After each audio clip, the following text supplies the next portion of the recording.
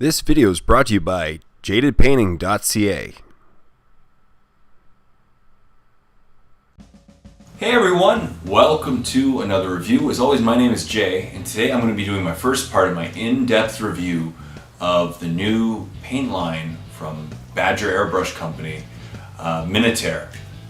Now, just to give a little bit of background information, I, like many of you, have obviously heard of the name Badger.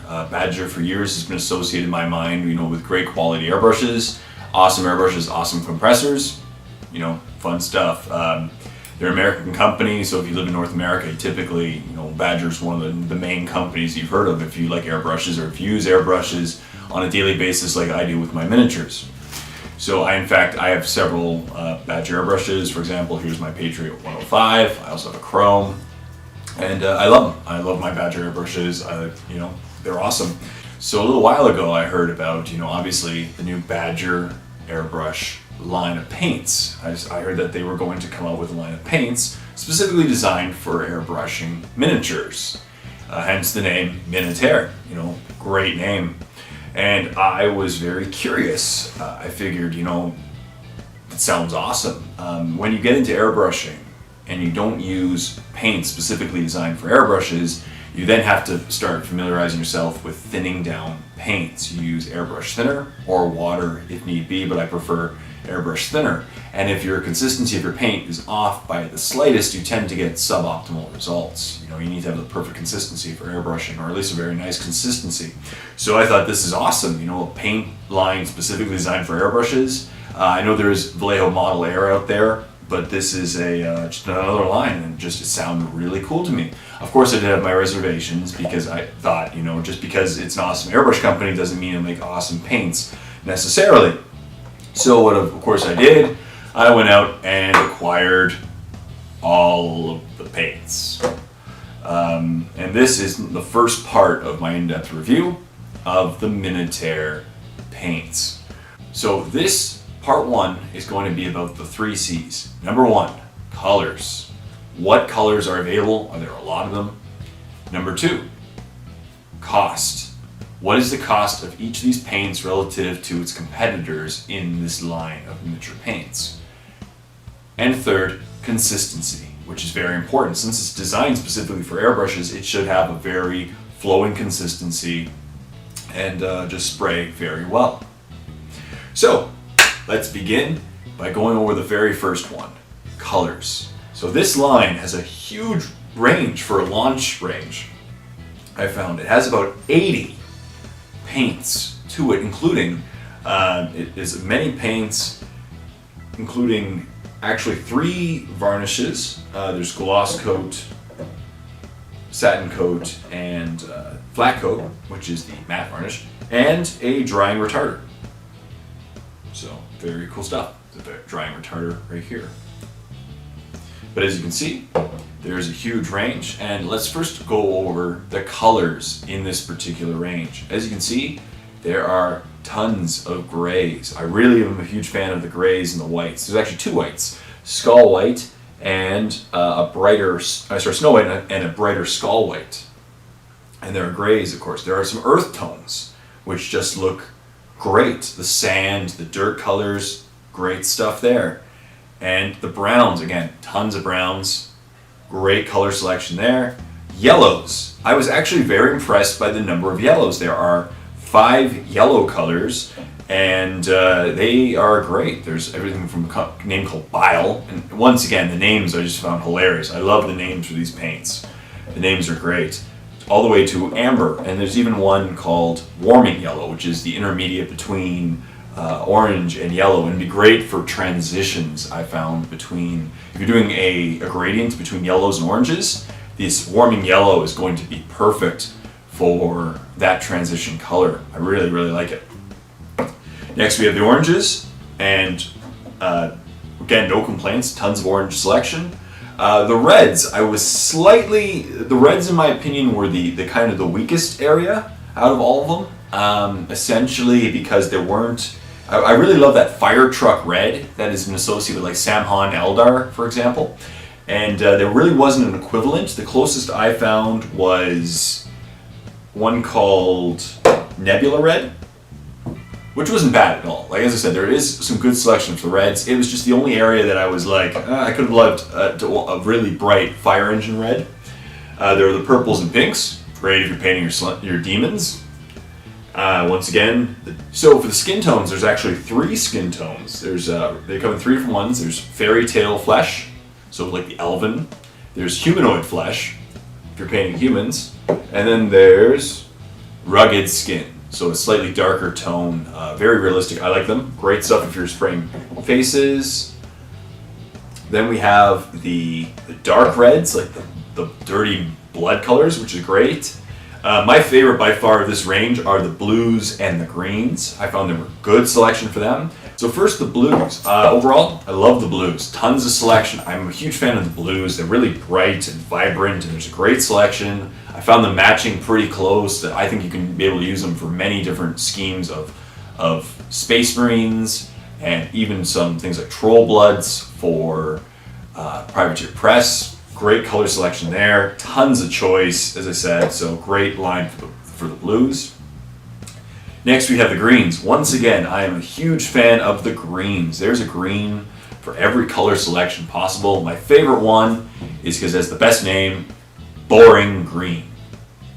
It's pretty funny. So I really like Boring Green. It's not boring to me, but I like it. It's a great color. I love it too. And then once again, tons of selection, depending on whatever you want to paint. There's a paint for it. For example, dark green.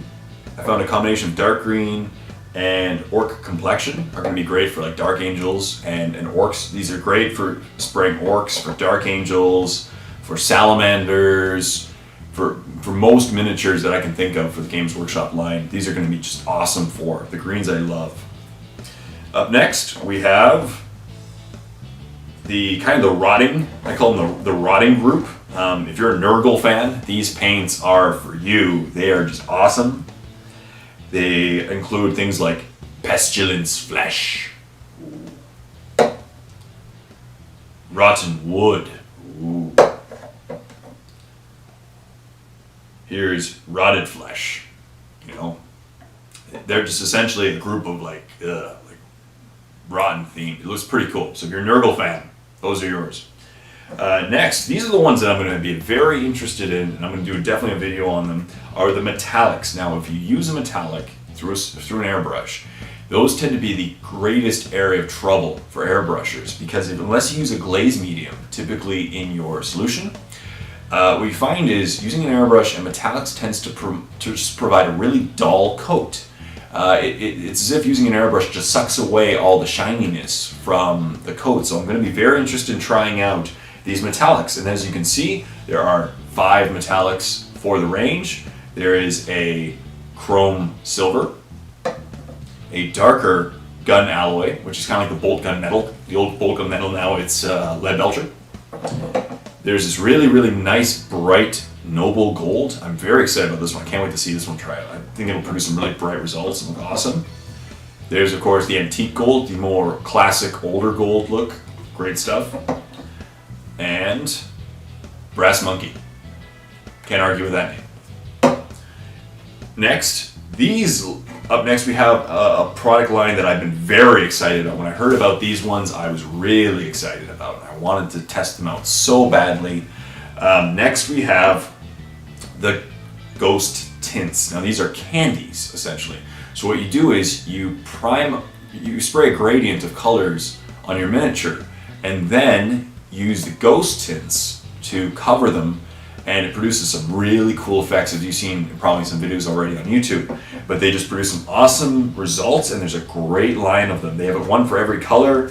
You know, there's green, yellow, there's red, there's golden yellow, orange, you know, all the colors, black. There's several colors of blue, a dark blue, this really, really beautiful blue that it's actually one of my favorite colors of the entire range. As again, I like blue. But it's called Plasma, I believe it's called. Midnight Blue, Oil Discharge, Flesh, Blood, and Plasma. Plasma Fluid. This is it. And this is my favorite one. So I'll definitely be doing a video solely on the Ghost Tints and how cool they are. how practical they are, the colors, the coloration. They're awesome, and I can't wait to do a review on them because I'm excited. They just look so great. And finally, we have the three, as I mentioned, the three varnishes. There's gloss coat, satin, and dull. And then there's also a drying retarder. So that's pretty cool stuff. So that's the entire range. As you can see, huge range of colors. For an opening range, this is great. I am very happy with most of them. As I said, I would like maybe one or two more reds in the selection. But besides that, no complaints really. It's a great looking line. And yeah, that's my critique of the color selection of the Minitaire line. So now I want to discuss the second C, cost. How much do these paints cost per amount relative to their competitors? And I'm going to specifically talk about Privateer Press P3, one that I love and I use. Games Workshop Citadel range, I like. And then there's Reaper, comes in a little dropper bottle. And I'll even mention Vallejo because I do know the approximate prices of Vallejo and their amount that you get. As you can see by this comparison, the amount that you get in a bottle of Minitaire is much larger than the amount that you would get for Citadel or Reaper or P3. It's just what you get. You know, you get a lot more for the amounts. But let's compare prices here. So let's start with the Minitaires. So for $3.33 American, you get 1 fluid ounce or 30 milliliters of paint. Now, because it's thinned down, you actually get a lot more than that because you just use a tiny amount in your airbrush, and that will actually produce a lot of, you can spray a lot of area with a little bit of paint. You'd be surprised in how far, one of these things will go. So that's pretty sweet. Let's compare that to the next one. For Games Workshop Citadel range, for $4, you only get 12 milliliters. So you get 30% of the amount of paint for more of the price. So again, Minitaire, great cost per amount ratio. Next we'll go through Privateer Press P3.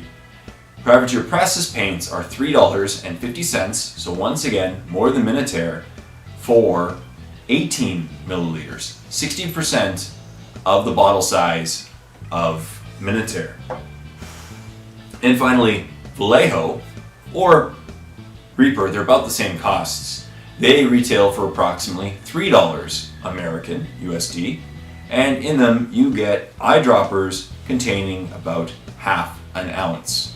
So they range between 15 milliliters to 17 milliliters. So basically, I can conclude that the cost of a Minitaire paint is great. No complaints whatsoever for price, especially someone who paints a lot. I could see myself using these all the time because for $3.33 American, I actually get a lot more paint, and plus it's airbrushable, so it's just a thin layer, produces some great results. And you get away with it's quick, and the price for what you get is awesome. And third, I decided to test the consistency. Since it's specifically designed for airbrushes, I figured no better test than to test it with an airbrush. So I decided to take up this Mulg the Ancient model, one of the awesome Trollbloods models, and I'm going to use the paint straight out of the bottle on an airbrush and see how it works. So I started with a paint, one of the dark grays. I just gave it a quick shake. This is Charred Stone. And I just put it straight into my airbrush just to see how it is. I will be testing how well you can paint with it with a brush in a later tutorial, later review as well. So I just put a few drops in my airbrush, turned it on, grabbed the model, and started airbrushing. As you can see, it came out very smooth instantly, great consistency, no thinner needed whatsoever. And I'm using a detailed airbrush, a Badger Chrome, so you know that it has to be a good consistency to spray out of this airbrush, otherwise it wouldn't come out at all. And I just painted a very dark gray over the black, and as you can see, it's going over the black very nicely and getting great coverage straight out of the airbrush. And there it is, covering the back. And I'll be using this airbrush just to produce a very quick gradient of grays. At this part I'm painting all the areas except for the very lowest that the light source would just not be hitting. I'll leave them a little bit black to get some heavy shadowing going.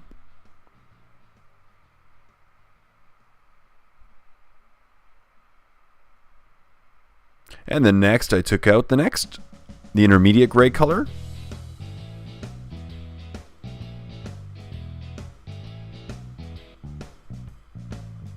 And just went over about a 45-degree angle over these areas so that I'm just building up a quick gradient of grays. As you can see, once again, straight out of the bottle, goes over the model super nicely, gets great coverage. And in the end, I'm only using a few drops of paint here, not very many. And it's getting great coverage over the dark gray, and I'm just focusing on certain areas in which the light source would be hitting.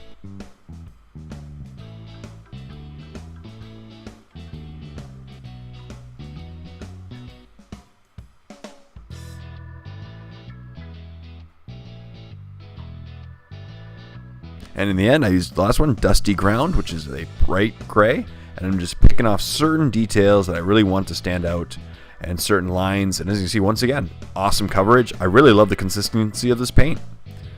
Gives great coverage over a black primer and just goes straight into my airbrush onto the model with very, very little fuss. I decided to try this out and repeat this process with the blues on his cloak. And you'll see in a second, I don't actually show the process, but I'll show you the result. It only took me a couple minutes to do, very quickly. Also, I found with these paints, it was very easy to do with the blues. As you can see, it produces a really nice gradient. I just used 3 of the blues very quickly on the cloak, and it produced an awesome gradient very quickly, very easily, and very effectively.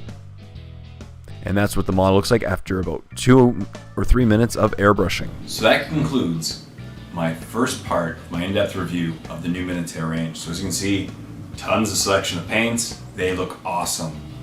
Great price, great colors, and great consistency. I went directly from the bottle into the airbrush, sprayed the model. Now obviously the model isn't done, so I'm just doing a quick base coat, and then I did a nice gradient on his garment. It's not done yet, so obviously the model will look awesome when it's done, but that airbrush alone and these paints just saved me a lot of time and a lot of frustration, and they look great. So that my first impressions of this Minitaire line, awesome. Couldn't be happier. They are great, and I can't wait to try out the metallics. So stay tuned for part 2, where I will be trying out specifically the metallic areas of this line. So please like the video, comment in the comment section down below, and subscribe to my channel if you already haven't done so. It really does help a lot. And Minitaire or Badger, if you're out there, I'm a fan of your products. I like them. Thumbs up. So thank you very much. Until next time, this is Jay saying, happy painting, everyone. And for more information on the Minitaire line, and if you want to buy some of them of your own, check out www.minitaire.com.